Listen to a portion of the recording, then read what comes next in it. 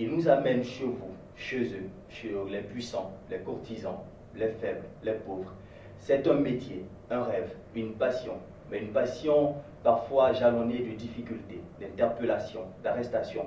Ce fut le cas d'Alain Amouki, journaliste à l'agence de presse africaine APA News, qui a été interpellé il y a de cela quelques jours dans les rues de la commune des affaires d'Abidjan, le plateau, c'est en Côte d'Ivoire.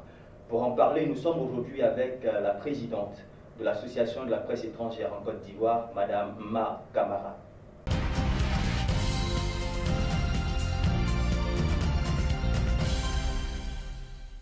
Bonjour Madame. Bonjour. Merci d'avoir accepté de répondre à nos différentes questions. C'est moi. Revenons un peu sur cet événement. Dites-nous, que s'est-il réellement passé ce jour-là dans les rues du plateau? Effectivement, je me présente à nouveau. Je suis Ma Camara, présidente de l'Association de la presse étrangère en Côte d'Ivoire, aussi journaliste à l'agence de presse africaine.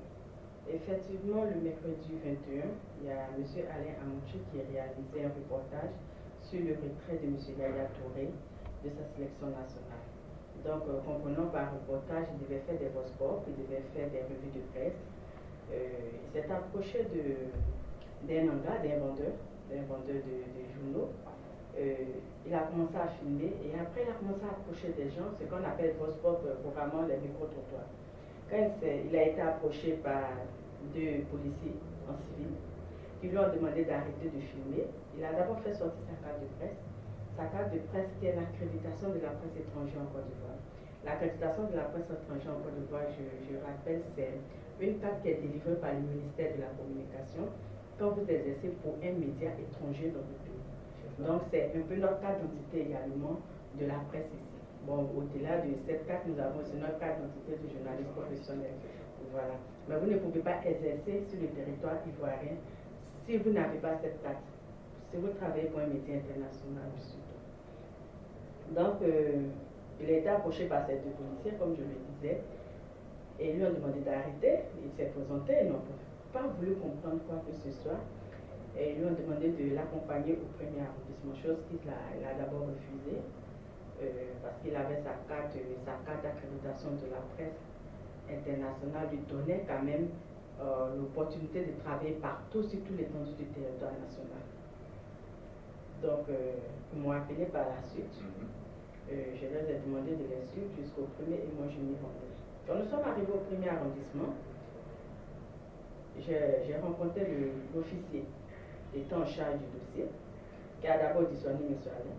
Il a fini d'auditionner M. Alain, j'ai aussi pris la parole pour lui dire la mesure dont il parlait, puisqu'il nous avait parlé d'une mesure municipale.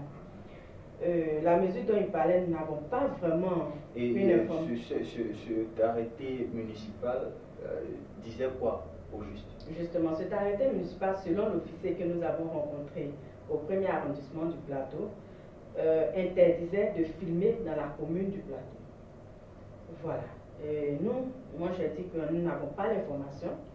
J'ai appelé les confrères des autres organisations de presse pour savoir s'ils avaient information de cet arrêté. Ils m'ont dit qu'ils n'avaient pas et nous on trouvait ça choquant parce qu'on s'est dit, nous sommes des organisations de presse bien organisées en Côte d'Ivoire et les gens savent où nous joindre, comment nous joindre. Et s'il y a des arrêtés qui sont pris et sachant que les journalistes, nous travaillons toujours dans la rue parce qu'un journaliste sans la rue, un journaliste sans le terrain. Et que c'est dans la rue que les choses se passent. Les choses se passent, voilà. Donc un journaliste sans sa rue, du coup on nous arrache cette substance. Voilà, qui donne vraiment la voix de proximité, la voix du peuple. Donc j'ai d'abord présenté nos excuses. Parce que si cet arrêté existe, sinon on n'avait pas l'information.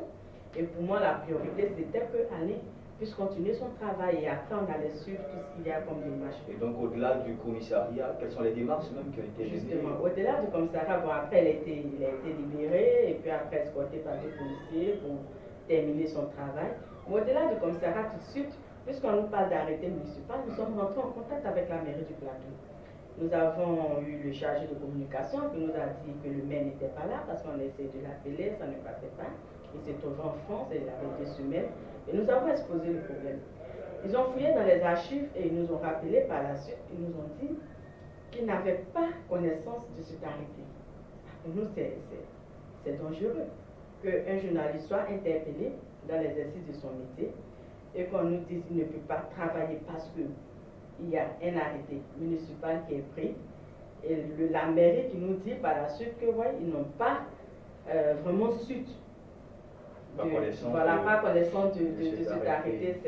Aujourd'hui, pour vous, hein, au vu de cette situation, est-ce que cet événement, on dira douloureux quand même, que vous avez vécu, est pour vous un autre plan dans les ailes de la liberté, cette liberté d'expression ou cette liberté de la presse en Côte d'Ivoire qui est déjà en cause déjà? Est-ce que c'est un nouveau plan dans les ailes? Vous savez, je vais revenir un peu sur les faits. Depuis un certain moment déjà en Côte d'Ivoire, on ne peut pas parler on ne peut pas évoquer de problèmes réels dans la liberté d'expression ici en Côte d'Ivoire. Parce que je pense que le président de la République en a pris certaines mesures. Déjà, il y a cela un mois, le projet de loi qui était mis vraiment sur la table, tout ça. Donc nous avons tous acclamé. Mais je pense que c'est du zèle. C'est du zèle et je pense que là, il y a lieu d'interpeller le président de la République et également Madame le ministre de la Communication pour que les gens puissent quand même être regardants. Parce que le journaliste ne vit que de la rue. Le journaliste ne vit que des personnes, de la population. Il faut cette information, il faut approcher des gens. Et si nous sommes privés de ça, je pense que c'est du zèle au niveau des mairies, peut-être du district, je ne sais pas. Mais nous sommes en train de remonter l'information pour savoir exactement d'où vient cet arrêté. Parce que quand aujourd'hui on parle d'arrêté, un arrêté c'est ministériel. Donc une mairie ne peut pas prendre une décision. Je pense que c'est une décision qui a été prise.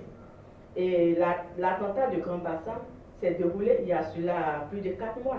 Pourquoi c'est seulement à 1 mois qu'on nous dit non, il y a un arrêté municipal qui a été pris?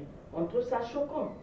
C'est vrai qu'il y a des mesures sécuritaires, on ne veut pas vraiment monter dans ces détails. On peut comprendre vraiment cet impératif, mais je pense qu'il faut aussi penser, il faut réfléchir au métier du journaliste. Mais est-ce que votre collègue, je veux dire, au-delà de ce que vous venez de raconter ou d'expliquer, est-ce qu'il n'y avait pas eu d'autres problèmes, peut-être avec des personnes sur le terrain de façon pratique, des personnes qui refusaient de se faire filmer, ou il n'y a pas eu ces genres de choses? Bon, ça, on les rencontre chaque fois, quand vous êtes peut-être dans la rue, tout ça. Quand vous essayez de filmer, certaines personnes disent non, ne me filmez pas, tout ça, mais on leur conseille sur toi. Quand quelqu'un te dit ne me filme pas, ne me mets pas dans ton film, effectivement, on ne te filme pas. Mais il approchait des gens qu'il devait interroger. Il voulait avoir l'avis de ces personnes sur le départ d'un joueur. Et le football, on sait que le football, ça réunit hommes, femmes et tous les partis politiques, toutes les tendances. Donc, c'est la population qui peut s'exprimer. Donc, pour répondre à votre question, il n'a pas été confronté à ce genre de problème. Il était en train d'exercer quand il était approché par ces 2 agents de la police. Aujourd'hui, en tant que présidente d'une association regroupant donc les journalistes qui exercent pour la presse internationale en Côte d'Ivoire, donc sur le territoire ivoirien, quel est votre regard? Quel regard vous portez sur la liberté d'expression, la liberté de la presse actuellement en Côte d'Ivoire? Surtout à la veille de ces élections législatives et du référendum qui est bientôt annoncé, nous sommes inquiets. Nous sommes inquiets parce que nous ne savons pas de quoi sera fait demain. Nous sommes très, très, très, très inquiets.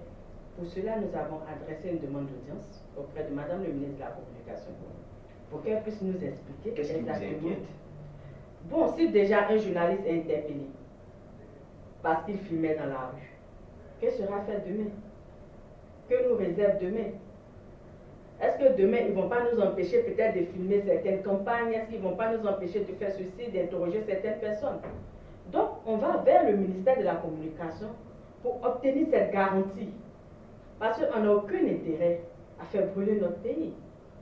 C'est notre pays, la Côte d'Ivoire. Et nous vivons dans ce pays, nos familles vivent ici.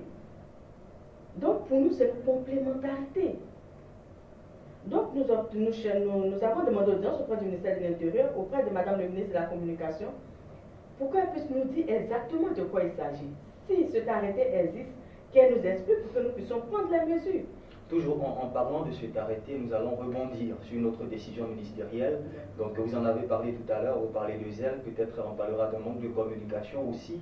Le gouvernement, il y a de cela un mois, vous en avez un peu parlé, a pris une décision d'exclure, n'est-ce pas, tout ce qui est prison, tout ce qui est tout ce qui est interpellation, tout ce qui est garde à vue, ou tout ce qui est détention préventive, n'est-ce pas, pour permettre donc aux journalistes d'exercer un peu plus librement.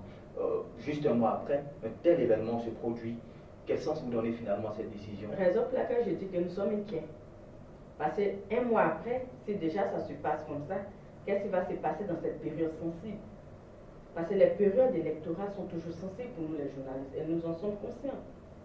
Donc je me dis, nous sommes très inquiets et il faut que nous obtenions la garantie du ministère de l'Intérieur pour sécuriser les journalistes dans l'ensemble. Pas forcément les journalistes de la presse étrangère, mais les journalistes dans l'ensemble, pour ne pas que nous soyons brutalisés. Parce que très souvent aussi, les journalistes sont souvent victimes de ça, du zèle des forces de l'ordre. Et surtout des femmes. Vous imaginez une femme qui a une caméra en train de filmer, qui porte peut-être une grossesse de 3 ou 4 mois, vous ne pouvez pas imaginer qu'elle est enceinte. Et qu'elle reçoit un coup. Mais parfois aussi les journalistes ont des ailes. Est-ce que votre collègue en question, peut-être parce que nous sommes journalistes, on a le droit de filmer sans autorisation sur le terrain, parfois on se prend, on se dit non. Non, je vous arrête tout de suite, le journaliste n'a pas de zèle. La curiosité nous pousse à aller vers où se trouve l'information. Mais quand vous êtes interdit, nous savons qu'il y a un chemin dans tous les pays. Il y a des endroits appelés sensibles que nous ne devons pas filmer. Et ça, tous les journalistes en sont conscients. Par exemple, le palais présidentiel ne doit pas être filmé, quel que soit, que vous soyez au Burkina, que vous soyez en Côte d'Ivoire, que vous soyez au Mali ou partout au monde, vous ne devez pas filmer un camp militaire, vous ne devez pas filmer un poste de police, vous ne devez pas filmer la primature, vous ne devez pas filmer la présidence. Ça, tous les journalistes le savent, ça s'apprend déjà à l'école, avant que nous arrivions sur le terrain. Donc, il n'y a pas de zèle au fait, il y a une incompréhension et un problème de communication. Nous les comprenons, ces éléments de force de l'ordre, lorsqu'ils exercent le métier. Nous les comprenons parce qu'il faut sécuriser, il faut éviter le cafouage. Mais s'ils sont un peu plus disciplinés, on va s'entendre. S'il y a une approche de communication qui est respectueuse, on va s'entendre. Imaginez que le président de la République, en train de saluer, en train de faire peut-être un bain de fou, et que ses gardes-corps soient en face de lui. Mais pour moi, ma rédaction a peut-être dépensé des millions pour que je sois là. Donc je ne peux pas rentrer sans image. Je ne peux pas rentrer sans image. Il me faut absolument avoir cette image. Mais tant que vous êtes dans mon champ, je vais toujours forcer à avoir au moins 5 secondes. Parce qu'avec 5 secondes, on peut se faire un documentaire. Donc il y a l'indiscipline aussi de ces personnes. Je pense que c'est un problème de communication. Et il y a l'indiscipline aussi qui s'ajoute. Donc un peu plus de voilà, des disciplines. Et puis voilà, parce qu'ils ne sont pas là pour eux. Parce que je pense que c'est des gens qui veulent plutôt se faire voir. Et nous ne sommes pas là pour eux. Nous avons nos cibles, nous avons nos sujets. Et c'est nos sujets que nous cherchons. C'est ça. Alors, nous parlons toujours en tant que présidente. Alors, selon le classement de Reporters sans frontières, le classement de 2015 et de 2016, les pays où prévaut la liberté d'expression, la Côte d'Ivoire occupe, en 2015 et en 2016 la 86e place. Quel commentaire vous faites aujourd'hui? Je pense qu'il y a eu quand même une avancée très notable et acclamée parce qu'il y a cela 3-4 ans. Ce n'était pas le cas. Nous étions encore dans le rang de 100 et quelques là-bas, je ne me rappelle pas trop. Mais je pense que déjà occuper la place de 86e mondiale, c'est pas mauvais. Mais il y a beaucoup de choses encore qui restent à faire au niveau de la Côte d'Ivoire. Nous, les journalistes, nous sommes très jaloux de notre liberté. Parce qu'on se dit, celui qui est assis dans son campement a besoin de nous. Celui qui est assis dans son château a besoin de nous. Le président de la République a besoin de nous. Le chef de l'État de la France a besoin de nous. Le roi a besoin de nous. Sinon, ce seront des personnes qui n'auront pas d'informations, qui ne seront pas cultivées. Finalement, pour vous, le journaliste est le centre ou le cœur? Oui, on nous dit nous sommes le 4e pouvoir, mais moi je dis nous sommes le 2e pouvoir. Nous sommes le 2e pouvoir.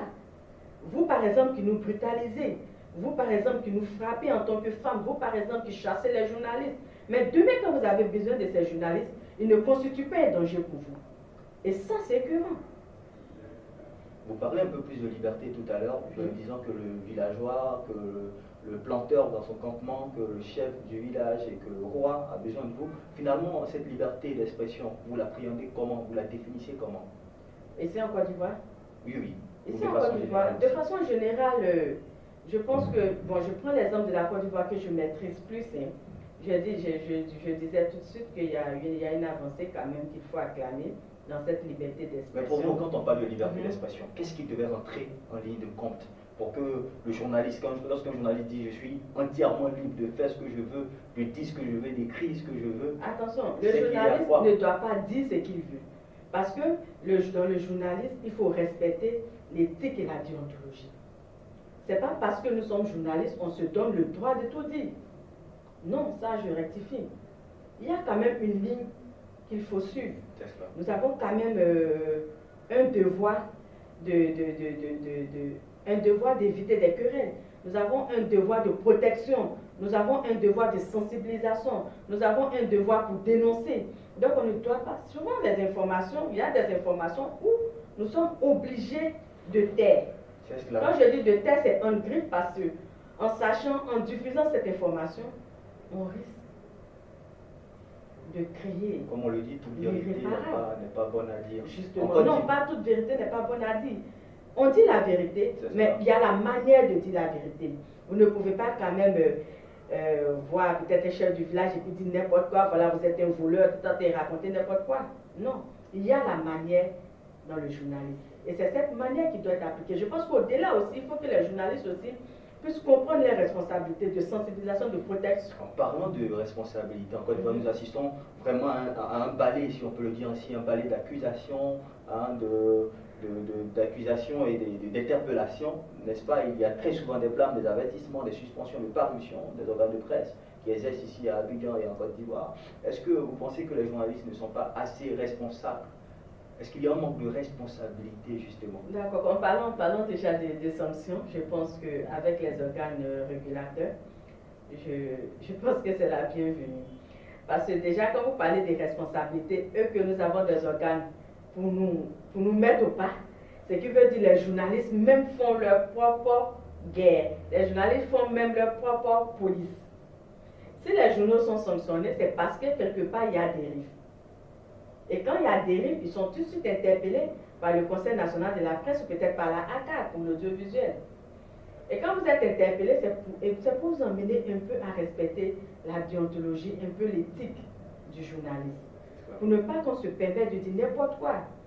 Pour ne pas qu'on se permette de dire ce qui peut envenimer les choses. Raison pour laquelle cette police existe. Au fait, nous on l'appelle la police de la presse. Souvent, c'est vrai, il y a quelques abus qui sont peut-être cités, mais je pense que cette police est la bienvenue.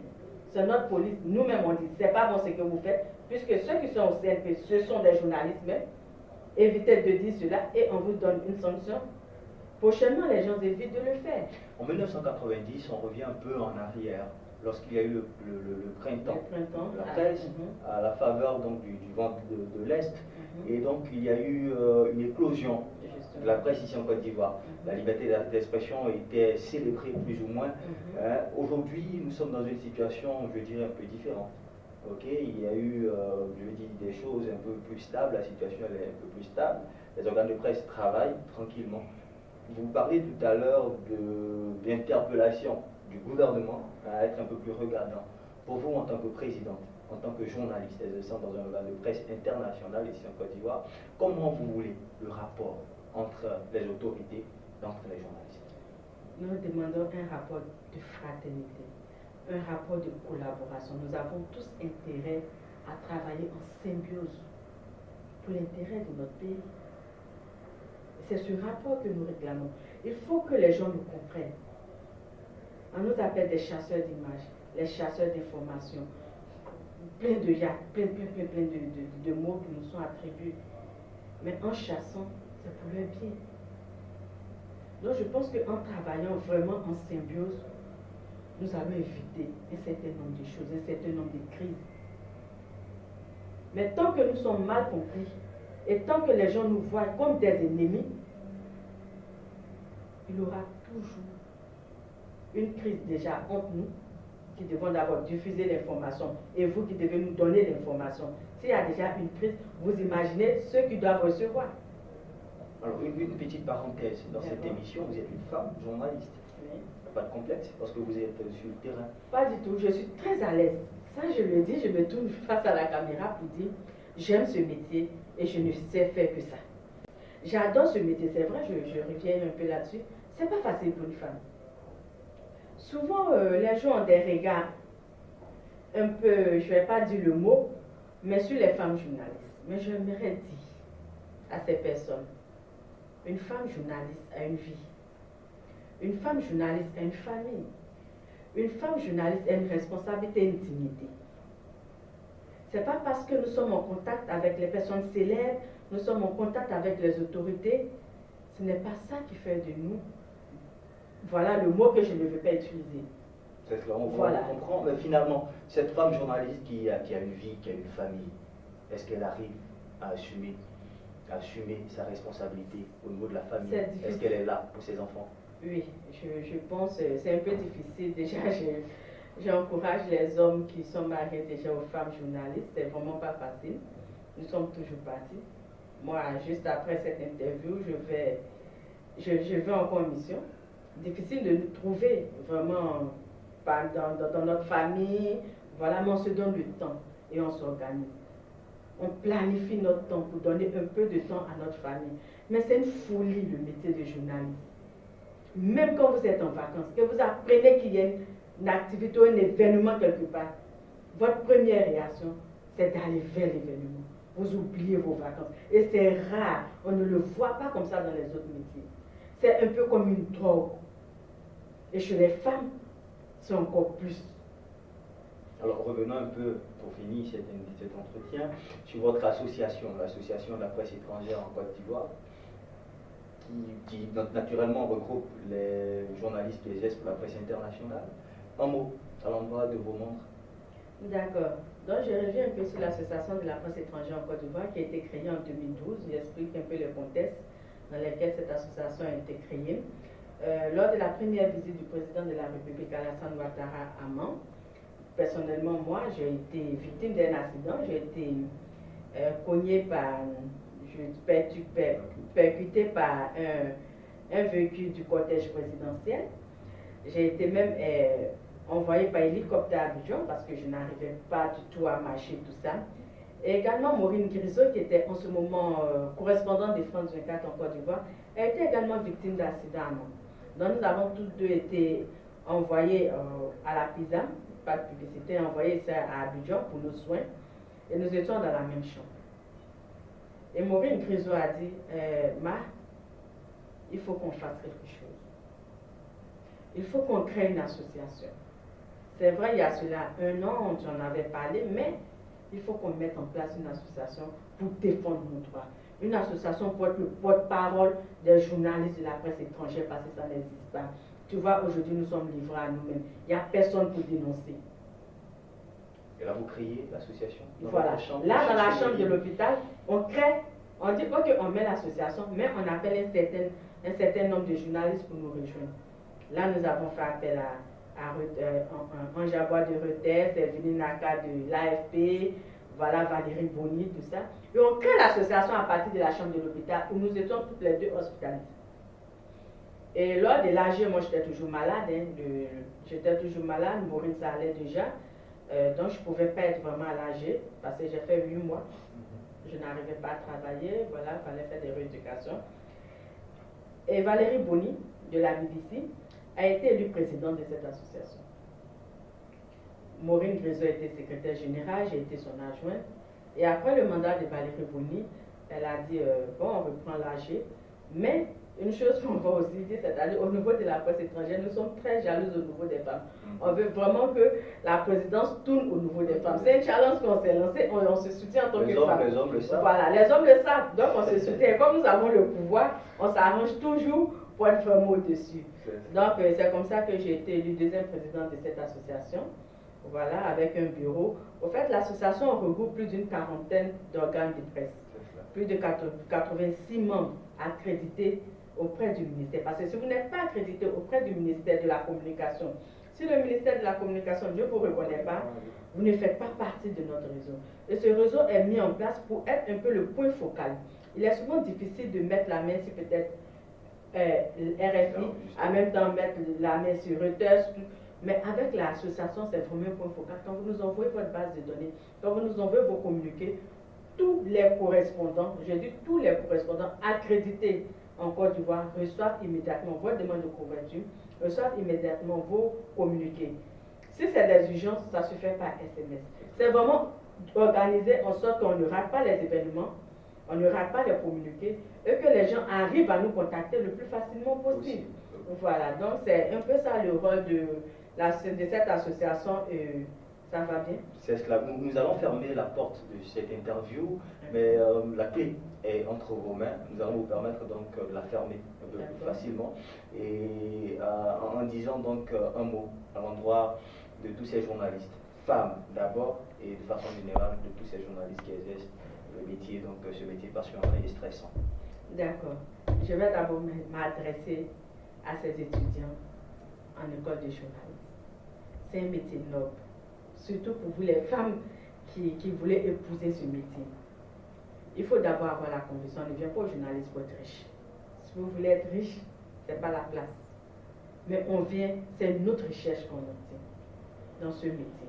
Donc je vous demande, élèves journalistes, étudiants journalistes, c'est un métier noble. N'ayez pas des appréhensions. Vous n'êtes pas ce que je ne veux pas dire. Vous êtes des femmes dignes. Je m'adresse également aux journalistes, que ce soit en Côte d'Ivoire ou dans le monde. Il faut créer une chaîne de collaboration, une chaîne de cohésion. Nous n'avons pas intérêt à brûler notre monde. Il faut savoir, le journaliste, ce n'est pas de la délinquance. Le journaliste, ce n'est pas de dire n'importe quoi, tout ce qui nous passe par la tête. Nous avons une charte, nous avons un regard, et notre métier, c'est de sensibiliser. C'est de défendre, c'est d'éduquer et c'est de rendre la vie agréable à vivre. Et ça, c'est un message que je dis à tous les journalistes, que je donne à tous les journalistes. Certains me disent, bon, qu'ils viennent et après ils partent, parce que voilà, on ne s'en sort pas. Ici en Côte d'Ivoire, on remarque, même la convention n'est pas appliquée partout. Voilà, c'est vraiment la galère. Mais quand vous aimez, vous ne pensez pas à cette galère. Quand vous aimez ce métier, vous ne pensez pas à cette galère. Parce que vous vous sentez riche. Vous vous sentez riche parce que, étant en Côte d'Ivoire, celui des États-Unis arrive à vous écouter. Étant en Côte d'Ivoire, celui de la Chine arrive à vous lire. Et cette richesse, personne ne peut l'avoir. Même le médecin qui sauve la vie. Parce que le médecin même a besoin de vous pour diffuser un certain nombre de messages. Voilà. Madame la Présidente, merci. Merci d'avoir répondu aux différentes questions. Mesdames et messieurs, c'est ici que la caméra s'éteint. Nous avons été très heureux d'être avec vous. Nous vous donnons rendez-vous le mercredi prochain pour un autre numéro aussi intéressant et riche que celui-ci. D'ici là, prenez soin de vous et de ceux qui sont autour de vous.